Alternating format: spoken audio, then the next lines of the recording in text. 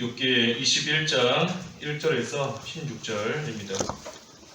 욥이 대답하여 이르되 너희는 내 말을 자세히 들으라. 이것이 너희의 위로가 될 것이니라. 나를 용납하여 말하게 하라. 내가 말한 후에 너희가 조롱할지니라. 나의 원망이 사람을 향하여 하는 것이냐? 내 마음이 어찌 조급하지 아니하겠느냐? 너희가 나를 보면 놀라리라. 손으로 입을 가리리라. 내가 기억하기만 하여도 불안하고 두려움이 내 몸을 잡는구나. 어찌하여 악인이 생존하고 장수하며 세력이 강하냐? 그들의 후손이 앞에서 그들과 함께 굳게 서고 자손이 그들의 목전에서 그러하구나. 그들의 집이 평안하여 두려움이 없고 하나님의 매가 그들 위에 임하지 아니하며 그들의 수소는 새끼를 베고 그들의 암소는 낙태하는 일이 없이 새끼를 낳는구나. 그들은 아이들을 양떼같이 내보내고 그들의 자녀들은 춤추는구나. 그들은 수고와 수금으로 노래하고 피리 불어 즐기며 그들의 날을 행복하게 지내다가 잠깐 사이에 스올에 내려가느니라. 그러할지라도 그들은 하나님께 말하기를 우리를 떠나소서. 우리가 주의 도리 알기를 바라지 아니하나이다. 전능자가 누구이기에 우리가 섬기며 우리가 그대에게 기도한들 무슨 소용이 있으랴 하는구나. 그러나 그들의 행복이 그들의 손안에 있지 아니하니 악인의 계획은 나에게서 멀구나. 제목은 욥의 근심과 깨달음입니다. 욥의 근심과 깨달음 제목입니다. 여기 1절부터 3절까지 말씀은 욥이 친구들에게 자기의 말을 자세히 들으라 하고 있습니다. 내 말을 들으라, 내 말을 자세히 들으라 하는 겁니다.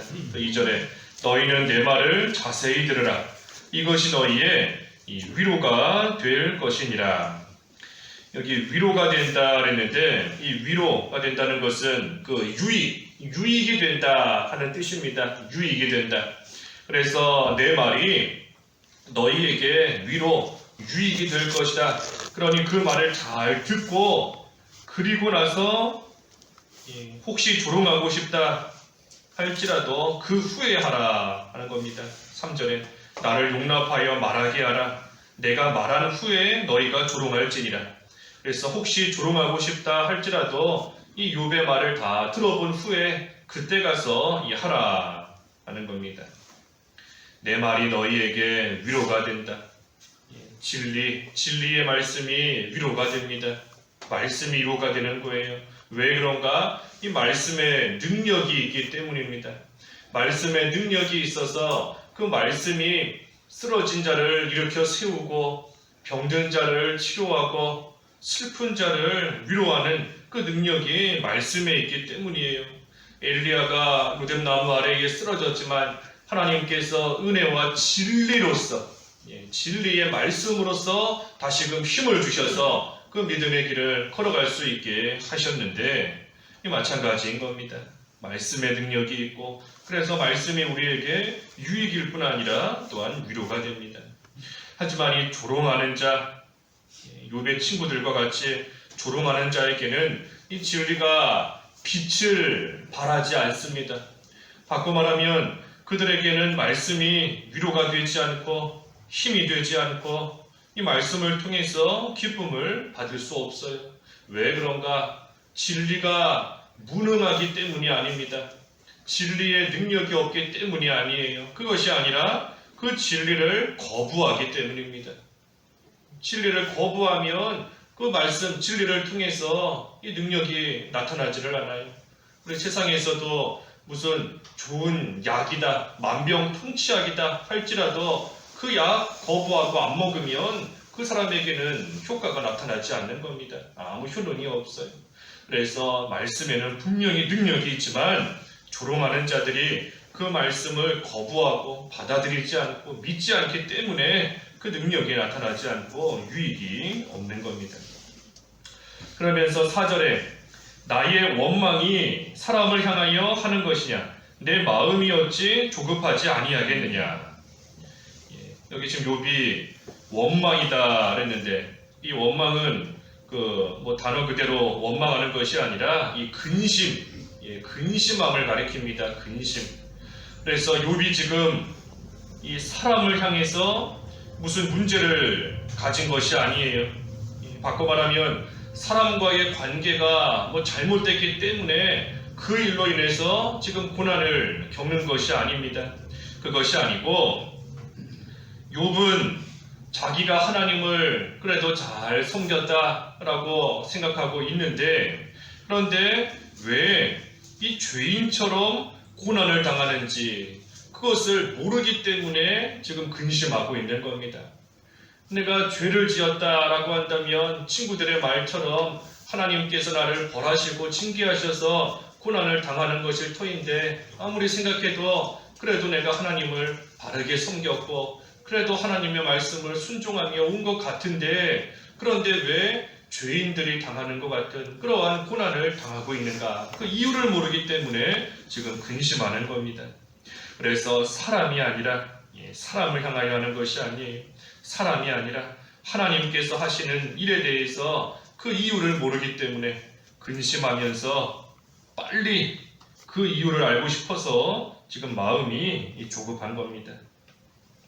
그래서 5절에 너희가 나를 보면 놀라리라. 손으로 입을 가리리라. 그래서 친구들이 나 욥을 보면 놀랄 것이다 하는 겁니다. 이건 무슨 뜻인가? 이 죄 없이 고난을 당하고 있는 욥을 보면 이 친구들이 놀라면서 깨닫게 될 것이다 하는 겁니다. 너희들이 나를 보면 놀라게 될 것이다. 깨달으라 하는 겁니다. 뭘 깨닫는가? 이 죄 때문이 아니어도 고난 당할 수 있구나 하는 것을 나를 보면서 알아라 하는 겁니다. 나를 보며 깨달으라. 지금 이 친구들의 생각은 이 고난 때문에, 이 죄 때문에 욥이 고난을 당하고 있다 하고 생각하며 욥을 비난하고 있지 않습니까? 죄 때문이다. 너가 고난당하는 것은 죄 때문이다. 그게 욥의 친구들의 생각이에요. 하지만 욥은 분명히 그렇지 않다. 죄가 아니어도 고난당할 수 있는 것을 나를 보고 알아라. 나를 보고 좀 깨달아라 하면서 친구들에게 말하는 겁니다. 그래서 나를 보면 놀랄 것이다. 죄가 아니어도 고난당할 수 있는 것, 나를 보면 놀라고 깨닫는 것이다. 그러니 손으로 입을 가리리라. 잠잠히 있으라. 다시 말해 더 이상 욥을 정죄하고 비난하지 말라 하는 겁니다. 잠잠히 있으라. 그러면서 6절에 내가 기억하기만 하여도 불안하고 두려움이 내 몸을 잡는구나. 욥이 지금까지 있었던 일들 기억하기만 해도 이 불안하고 이 두려운 겁니다.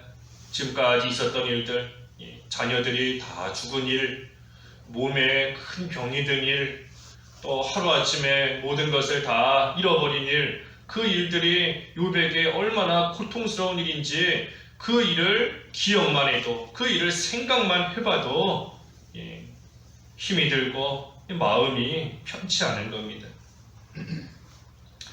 그래서 욥이 참으로 이 말할 수 없는 고난 가운데 있지만, 하지만 그것이 죄 때문에 이렇게 당하는 것은 아니다. 하지만 욥도 그 이유는 지금 알지는 못하는 겁니다. 하지만 7절에 어찌하여 악인이 생존하고 장수하며 세력이 강하냐. 이 친구들의 말은 의인은 잘 되고 악인은 망한다 하는 것이 친구들의 말입니다. 하지만 그에 비해서 욥은 의인도 고난당할 수 있고, 하지만 반대로 악인도 얼마든지 잘 살고 악인이 형통하게 아무 일 없이 편안하게 사는 그러한 일이 얼마든지 있을 수 있다 하며 말하고 있습니다. 그 말이 여기 7절부터 그 12절까지의 내용입니다. 7절부터 12절까지 쭉 보면 악인도 잘 되는 일이 있다. 그게 뭔가 장수한다. 악인도 장수할 수 있고 세력이 강할 수 있다. 또 8절에 후손이 잘 되고 또 자손이 또 함께 굳게 설 수 있다. 또 9절에 보면 집이 평안하고 두려움이 없이 살고 있다. 또 10절에 이 수소가 새끼를 베고 암소는 낙타는 일이 없이 새끼를 낳는다 그랬는데 이 사업이 잘 되는 겁니다. 하는 일들 실패하지 않고 그 일들이 또 잘 이루어지고 사업이 잘 되는 거예요. 또 11절, 12절 말씀에 춤추고 노래하고 즐거워한다. 그래서 악인이 이처럼 얼마든지 잘 살며 형통하게 나아갈 수도 있다 하는 것이 욥의 말입니다. 하지만 한편으로 지금 욥의 마음에 근심이 있고 초조한 이유도 이것 때문입니다. 무슨 말인가? 이 죄 없는 의인이 왜 고난을 당하는지, 또 악인이 세상에서 이처럼 얼마든지 잘 살 수 있는데 왜 악인이 그처럼 잘 살고 있게 하나님이 하시는지, 이 욥이 그 결과에 대해서는 알고 있지만 하나님이 왜 그렇게 하시는지 그것을 아직은 깨닫지를 못하고 있어요. 그래서 마음에 근심이 있고 그것을 빨리 알고 싶어서 그 마음이 지금 초조한 겁니다. 하지만 13절에 보면 이 욥이 그 답을 찾았습니다. 악인이 잘 되는 일에 대한 답을 욥이 찾고 깨달았습니다. 13절에 그들의 날을 행복하게 지내다가 잠깐 사이에 수월에 내려가느니라. 행복하게 지낸다 할지라도 잠깐 사이에 수월에 내려간다. 이게 욥이 깨달은 겁니다. 악인이 아무리 세상에서 잘 지내도 결국은 잠깐이라는 그 짧은 순간에 망하고 마는구나. 지금은 악한 자들이 여러 가지 모습으로 장수하는 것 같고 세력도 강하고 후손도 잘 되고 집도 편안하게 잘 세워지는 것 같지만 결국은 잠깐인 것이고 악한 자는 결국 수월로 내려가 멸망한다 하는 것을 욥이 깨달은 겁니다. 그러면서 14절에 그러할지라도 그들은 하나님께 말하기를 우리를 떠나소서 우리가 주의 도리 알기를 바라지 아니하나이다. 15절 전능자가 누구이기에 우리가 섬기며 우리가 그에게 기도한들 무슨 소용이 있으랴 하는구나. 그런데 악인은 하나님을 모르는 겁니다. 하나님을 몰라요. 하나님 없이도 잘 살 수 있다. 그러니 우리를 떠나라. 주의 도리 알기를 바라지 않는다. 주의 도리가 필요 없다. 또 하나님을 뭐하러 섬기느냐? 기도한들 무슨 소용이 있냐? 기도해도 아무 소용없다 하면서 이 악한 자가 하나님을 모르고 계속해서 그 악한 길로 나아간다 하는 겁니다. 이 악인이 참으로 세상에서 잘 사는 것 같지만 결국은 망해서 잠깐 사이에 망해서 수월로 내려가는데도 그런데도 이 악한 자들이 하나님을 모르고 이처럼 하나님 숨기는 거 필요 없다. 기도하는 거 무슨 소용이 있느냐. 주의 도리 다 필요 없다 하면서 나아간다는 겁니다. 왜 그런가? 이 악인이 세상에서 사람이 살다가 죽는 것은 눈으로 봐서 알지만 그 뒤에 지옥이 있다는 것을 모르는 겁니다. 수월로 내려간다는 것을, 지옥이 있다는 걸 몰라요. 그저 사람이 죽는 거는 육신의 눈으로 얼마든지 볼 수 있으니 사람이 살다가 죽는구나 하는 것은 알지만 그 뒤에 뭐가 있는지, 그 뒤에 수월로 내려가 지옥이 있다는 거, 영원한 죽음이 있다는 거, 그것을 모르기 때문에 하나님을 멸시하고 하나님 뭐하러 섬기느냐 하는 그러한 악한 모습으로 계속해서 나아가는 겁니다. 그러니 이것을 보면 참으로 사람이 죄를 짓고도 이 죽을 때까지 벌 받지 않는 거, 그것이 불행한 일입니다. 악한 자가 죄악을 행하고도 잘 살다가 죽는 순간까지 벌 받지 않고 죽는 거 불행한 거예요. 왜 그런가? 이 죽기 전에 벌 받으면 그래도 회개할 기회가 있어서 회개하고 돌이킬 터인데 이 죽는 순간까지 편안하게 아무 일 없이 잘 살다 보면 이 하나님 앞에 회개하지 않는 겁니다. 회개하지 않고 살다가 결국은 망하는 거예요. 그러니 악을 행한 후에 하나님의 징계를 받는 것이 은혜인 겁니다. 죄 짓고 나서 하나님의 징계받는 것이 하나님께 감사한 일인 거예요. 그래서 하나님께서 징계하시는데 아무나 징계하시지 않습니다. 그렇기 때문에 하나님이 아무나 징계하시는 게 아니에요. 하나님의 아들 된 자만 징계하시는 것이지 징계받지 않는 자, 사생자인 것이고 버림받은 자인 겁니다. 그래서 죄 짓고 나서 징계가 따라오는 것이 우리 입장에서는 감사한 겁니다. 감사한 거예요. 마지막 16절에 그러나 그들의 행복이 그들의 손안에 있지 아니하니 악인의 계획은 나에게서 멀구나. 행복이 사람의 손에 있지 않다 그랬습니다. 하나님께서 거두어 가시면 순식간에 잠깐 사이에 지금은 행복하다 할지라도 그 모든 것이 다 사라져 버립니다. 그러니 이것을 하나님께서 깨닫게 해 주셔야지만 알 수 있어요. 지금은 행복을 누리며 지금은 잘 살고 있는 것 같아도 하나님께서 잠깐 사이에 다 없애실 수 있다. 하나님께서 순식간에 다 거두어 가실 수 있다 하는 것을 깨닫게 해 주셔야 사람이 알 수 있는 겁니다. 악인에게는 이러한 하나님의 역사가 없습니다. 성령의 역사가 없어요. 그러니 이것을 모르고 그저 잘 살고 있으니 됐다 하며 여전히 죄 가운데 살아가는 겁니다. 성령의 역사가 없습니다. 왜 성령의 역사가 없는가? 이것 또한 성령께서 무능력하시기 때문이 아닙니다. 성령의 능력이 없어서 악인에게 역사 못하시는 게 아니에요. 그것이 아니라 악한 자가 성령을 회방하고 성령을 모독하기 때문에 이 성령의 역사를 못 받는 겁니다.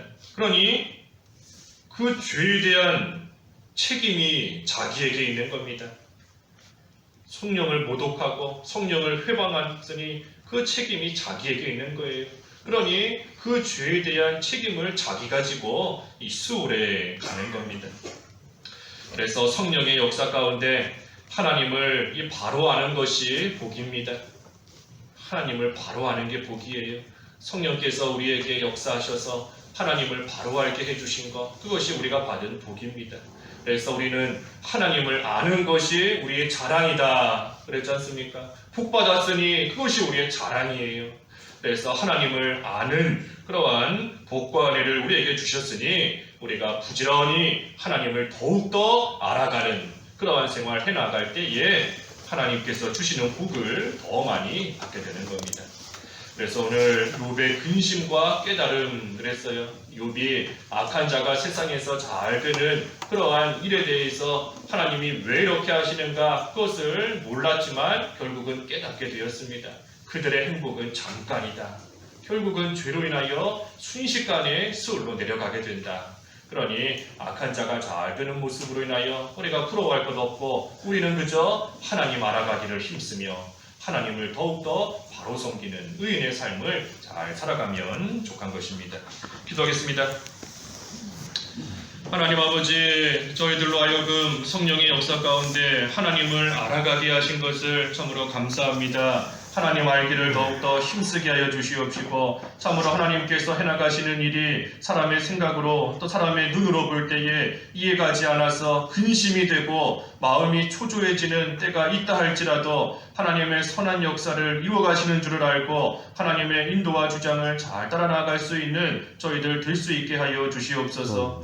오늘 거룩한 주님의 날 또 저희들에게 아무 값없이 은혜로 허락하여 주셨사오니 참으로 감사합니다. 하나님 앞에 나와 하나님께 예배하며 하나님께서 금년 한 해 동안 베풀어 주신 크신 은혜와 복에 감사할 수 있는 귀한 한 날 되게 하여 주시옵시고 하나님 앞에 합당한 열매를 가지고 나와 하나님께 감사하는 특별히 추수감사절 되기를 원하오니 하나님께서 은혜를 베풀어 주시고 저희들의 지나온 시간을 돌이켜보며 하나님 앞에 기쁨으로 감사함으로 나오는 오늘 주일 될 수 있게 하여 주시옵소서. 모든 성도들 지켜보호하여 주시옵시되 특별히 육신적인 질병으로 고난 가운데 있는 성도들 여럿 있사오니 하나님께서 긍휼히 여겨 주시옵시고 로뎀나무 아래 쓰러진 엘리야를 위로해 주신 것처럼 하나님께서 어루만져 주시옵시고 말씀과 은혜로서 하나님의 은혜로 새 힘을 공급하여 주셔서 믿음의 길 잘 걸어갈 수 있도록 인도해 주시옵소서.